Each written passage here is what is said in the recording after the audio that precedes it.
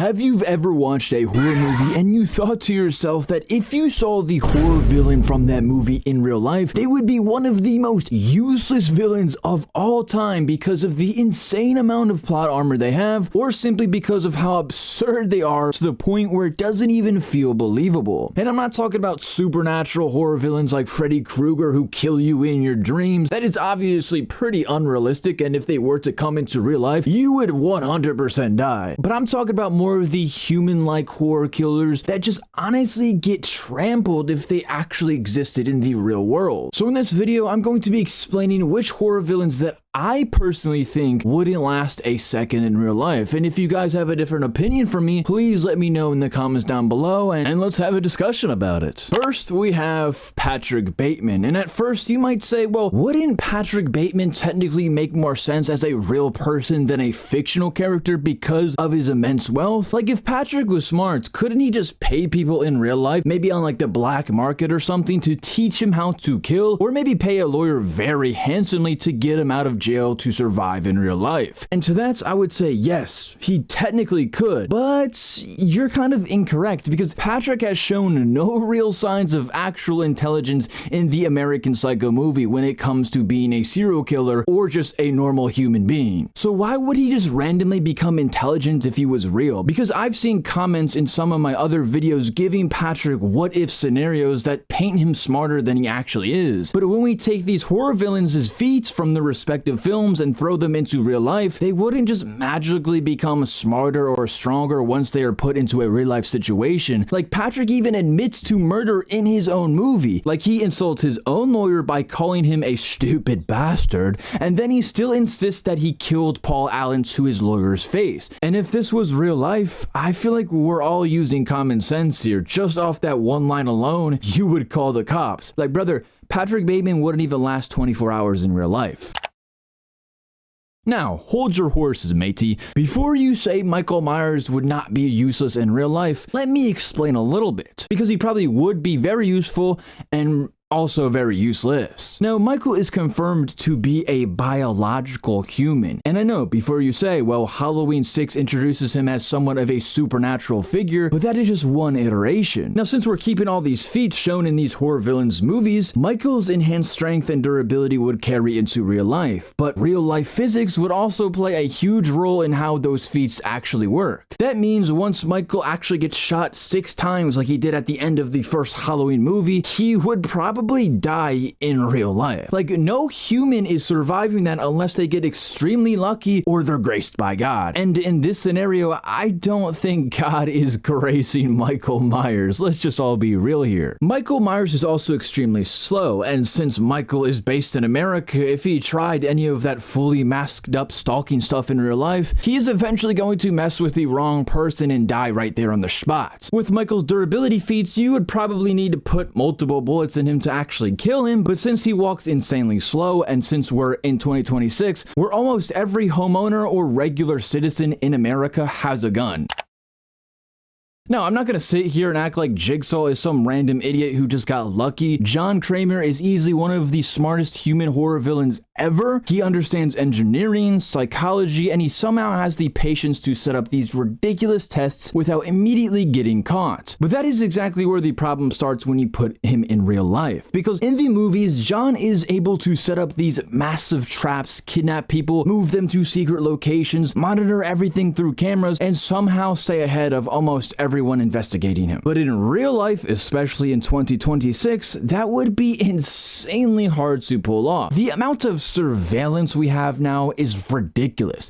There are cameras everywhere. Doorbell cameras, street cameras, traffic cameras, store cameras, literally everything. And also, people record on their phones when they see some random stuff happening as well, too. And John Kramer is not just walking around kidnapping people, transporting them to abandoned warehouses, and then setting up full-scale death games without somebody catching catching something. And that's not even mentioning how loud and obvious some of these traps would be to be built. Like, you're telling me John is welding, drilling, moving metal, dragging bodies, setting up cameras, and testing giant mechanical traps, and nobody hears anything whatsoever. Like, in real life, someone may just walk past their warehouse or wherever he's setting up and probably just call the cops because they heard construction noises at 3 in the morning. And you know how a lot of Karens are nowadays. I mean, like, people will call the cops for absolutely anything. So John Kramer would not be useless because he's stupid. I just feel like he would be useless because his whole operation is just way too complicated to have it go for that long as it did in the movies if it were to be in real life.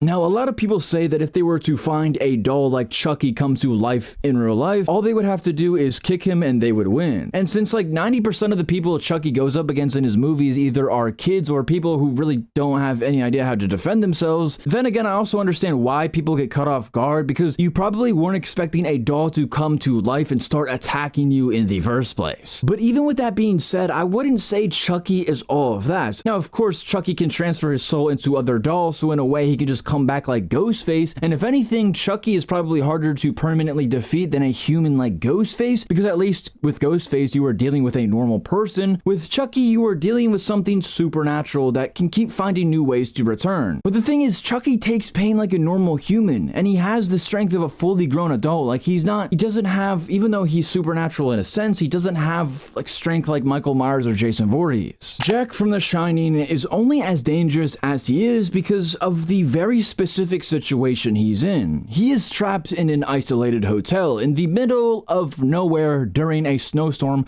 with basically no outside help coming anytime soon. But if we take Jack and put him into a real life situation outside of the Overlook Hotel, he is not nearly as scary as people make him seem. In a normal real life situation, Jack would get stopped pretty quickly. The second someone sees him walking around with an axe, screaming like a maniac, the entire situation is kind of just over right then and there. And the funny thing is, Jack wasn't even that successful at killing the victims in his own movie anyways. Sure, he killed Dick Halloran, but his back was turned to him. So that was not like some insane hunting feat that Jack possesses. But when Jack was chasing after his family, people who knew he was coming after them, he failed. And he didn't just fail in some massive open city where they had endless places to run. He failed inside an enclosed hotel where they almost had nowhere else to go. Like, if you were a killer, chasing someone in a limited space should be way better for you than having to play a whole cat and mouse game outside in the real world. Leatherface is terrifying in the Texas Chainsaw Massacre because of the specific environment he's in, kind of like Jack. Now, he's not running around a normal city or a regular neighborhood in the first movie. He's in the middle of nowhere, inside a house controlled by his insane family, where the victims basically have no idea what they're walking into. The second Leatherface starts running around with a chainsaw in public, everyone is going to notice him immediately. Like, he is huge and he wears a human skin mask and he is carrying one of the loudest weapons possible. Like, there is no stealth there at all. And Leatherface also heavily depends on his family. People kind of forget that. The whole reason the situation gets so bad is because the entire family is involved. Without that setup, Leatherface is just a giant maniac with a chainsaw and just no real plan. Now, sure, killing the person wearing the Ghostface costume is pretty easy. I mean, they literally die at the end of their movies every single time. So it's not like Ghostface would do good in real life solely based off their feats, because most Ghostface killers are clumsy and usually get exposed or expose themselves by the end of the movie. But the real question is, how in the world are you supposed to permanently stop Ghostface if they always come back for the sequel? Like, let's just say you kill one Ghostface member. Like, maybe they don't come back tomorrow, maybe not next week, next year, or even in the next decade. But eventually somebody else puts on the costume and boom, Ghostface is back again. And you might be saying, MCC, aren't you forgetting that this video is about how useless horror villains are in real life? Why are you glazing Ghostface right now? And you're right, I actually truthfully wanted to dog on Ghostface in this entire video. Like, I could sit here all day and point out how garbage each individual Ghostface killer is, and don't get me wrong, some of them are smarter than others, but the one thing is I can't really disprove the fact that Ghostface never truly stays gone, because Ghostface is not just one person, it's a symbol that basically anyone can pick up whenever whatever they want. So even if the actual killer behind the mask is useless,